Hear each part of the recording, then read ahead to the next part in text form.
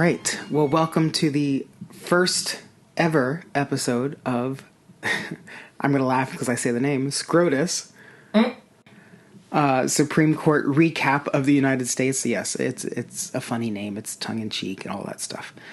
But for those of you who have listened to the flagship podcast, Thought Criminal, you know that I have a thing for law, legal stuff, and a penchant, and the Supreme Court.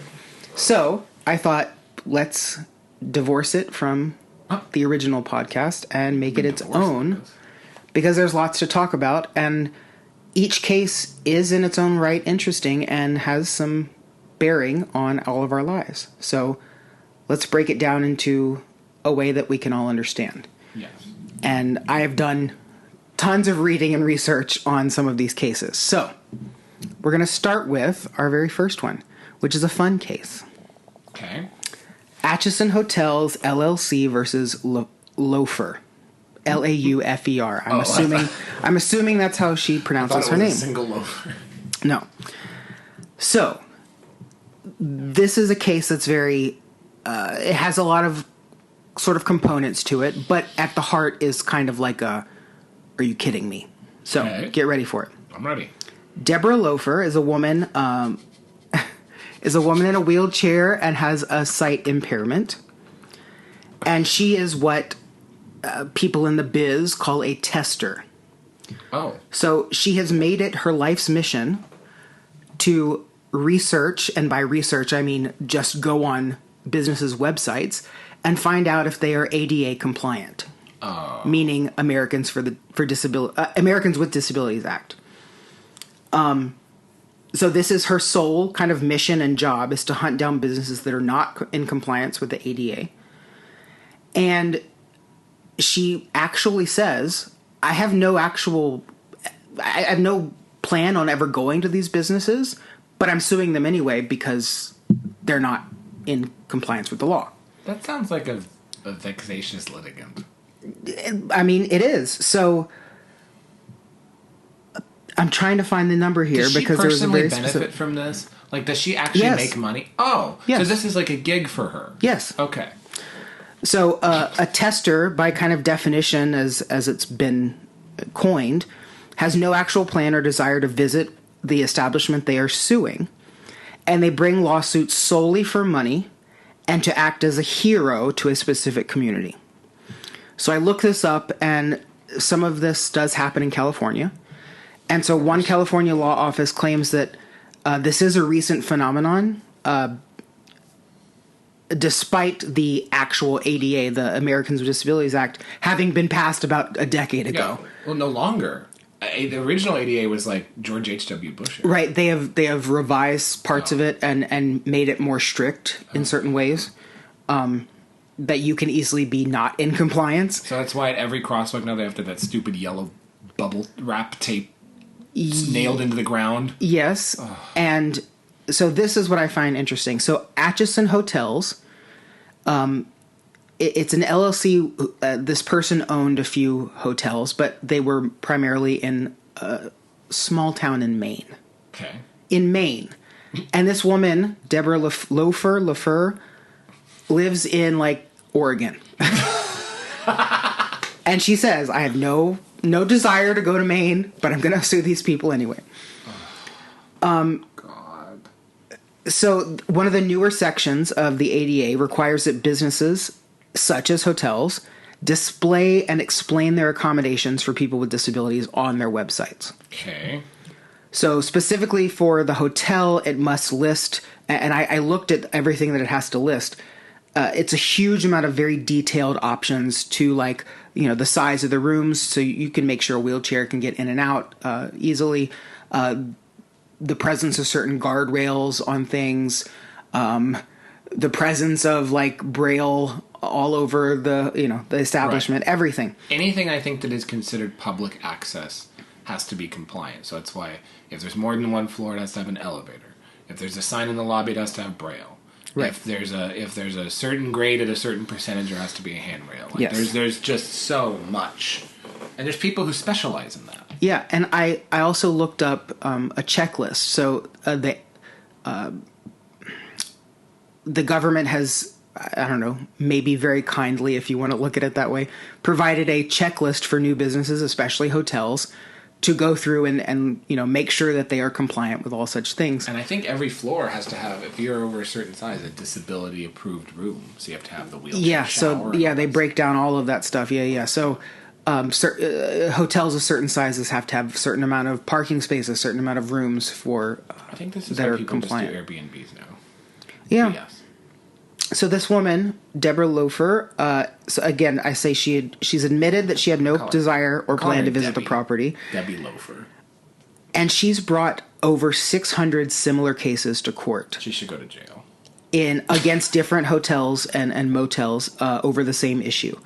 And I want to bring this to light. She doesn't know, and the reason she's suing is not that they are actually not compliant with the ADA in the physical sense. Right. It's that they don't say it on their website. That's why. So you are not helping anybody in this process.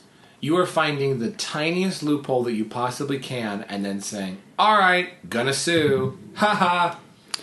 So the reason this case has made it as far as it has is because it's the question of what legal people and what the law calls standing, right? Right. So in order, and I find this interesting because the concept of legal standing is different in different states and in different jurisdictions. Oh, that's interesting. But the basic idea of having legal standing is you have to prove injury, right? You have to prove that by the place you're suing not complying with something, you are personally affected by it. So, for example, Debbie tried to loafer herself into this hotel and couldn't get in the door, then I can understand an ADA compliance issue.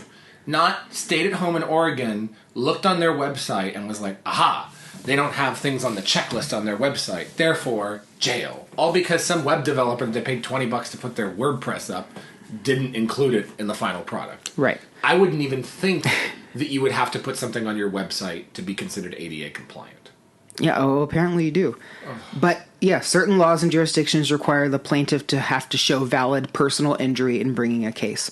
So the first district court that this was heard in threw out the case, siding with the property owners, saying that the plaintiff had no standing, right? She had no valid injury. However, the First Circuit Court of Appeals reinstated the lawsuit, saying that Loafer did have standing because she had a right to the information about accessibility at the inn on the website, and the inn did not provide it. But you don't have a right to information on a website, because not everybody uses a website to book a hotel.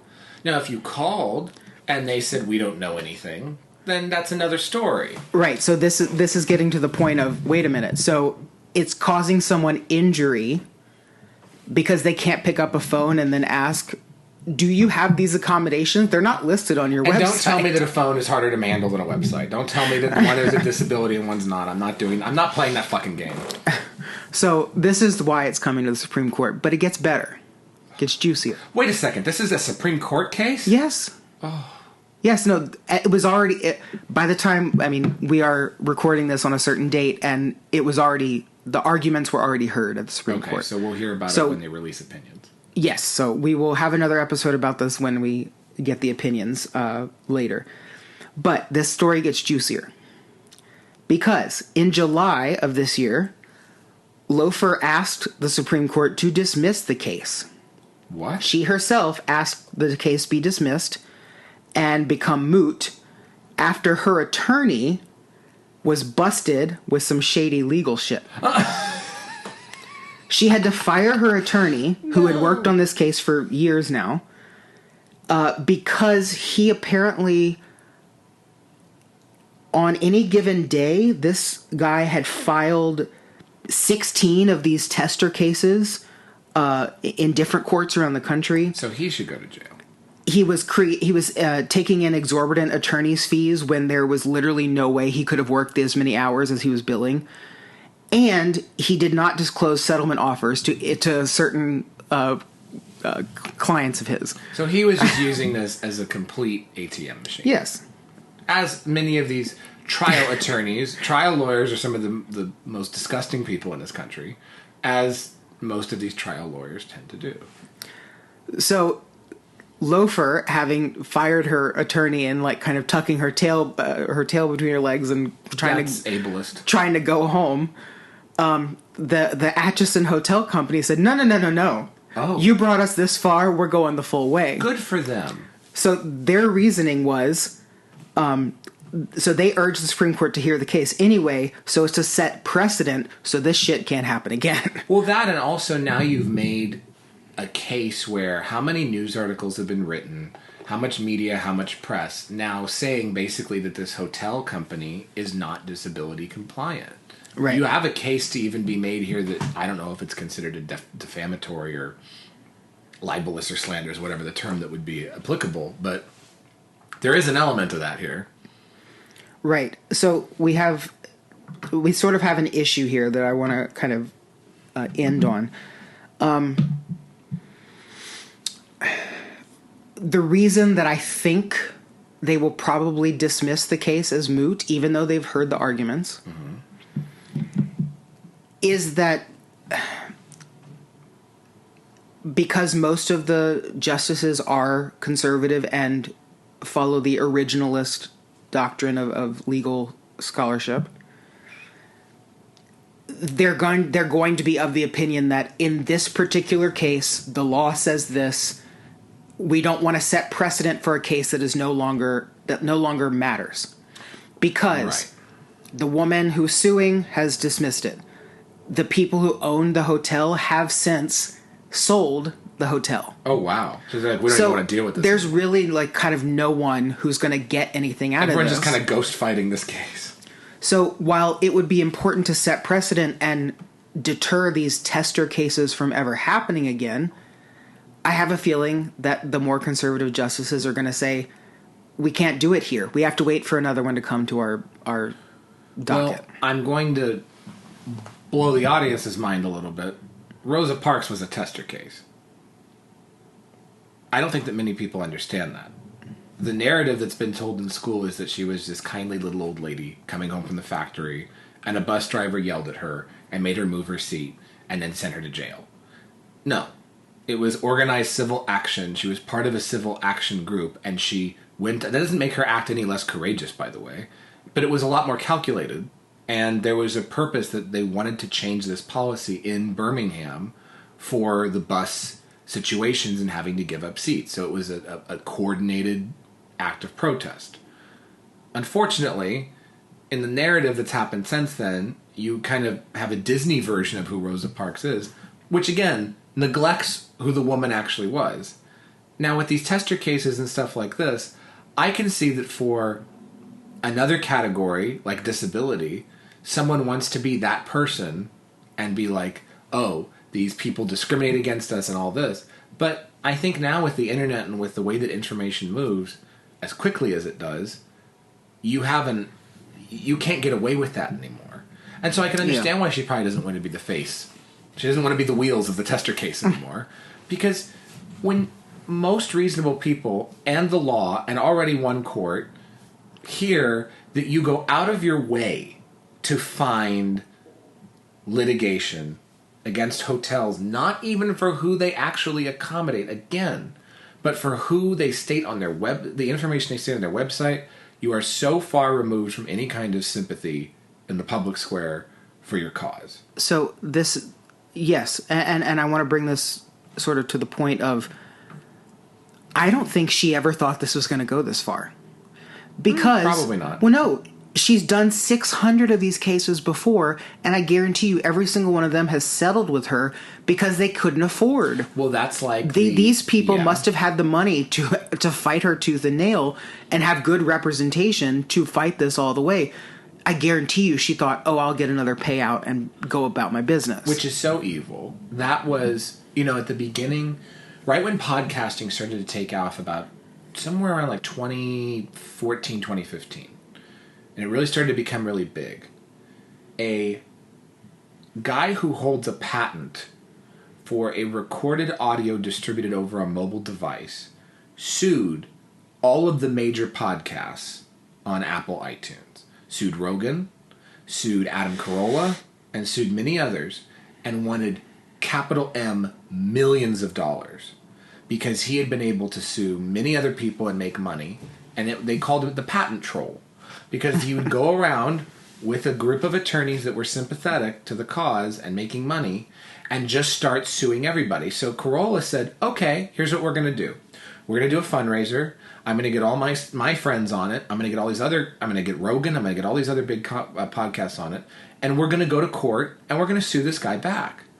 And they basically got the case dismissed with a settlement saying that he's never going to try this kind of litigation again because his patent literally was for like audio distributed over a mobile device. Right. And then he looked at the Apple Podcast Store taking off. This is a patent filed in like the 80s. Right. And then this guy just went around and just started suing everybody.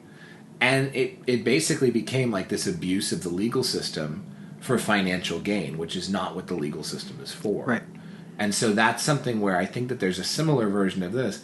And also why, Congress needs to be very careful. They used to pass laws. They don't do that anymore. But when Congress passes laws, you have to be very specific in the application of things so that people like this in 10, 20 years will not look and be like, okay, how can I get money out of this? And make other people's lives hell and cost businesses money and to the point where they have to sell or close their doors. Right. So, to wrap this up, because, again, we'll discuss more of this when the opinions come out. As a little teaser, as I said, the arguments were already heard. They were heard on October 4th of 2023.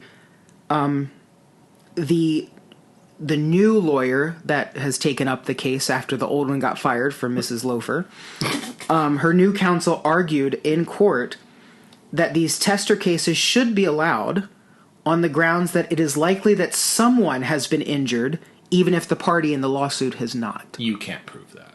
So they're of the opinion that, oh, well, someone probably wanted to go to this inn or this motel, and when they saw that there was nothing listed on their website, they just kind of gave up and went, oh, well, I guess we can't stay there. We'll have to find somewhere else. So that is considered an injury of some fictitious person we've never heard of or met.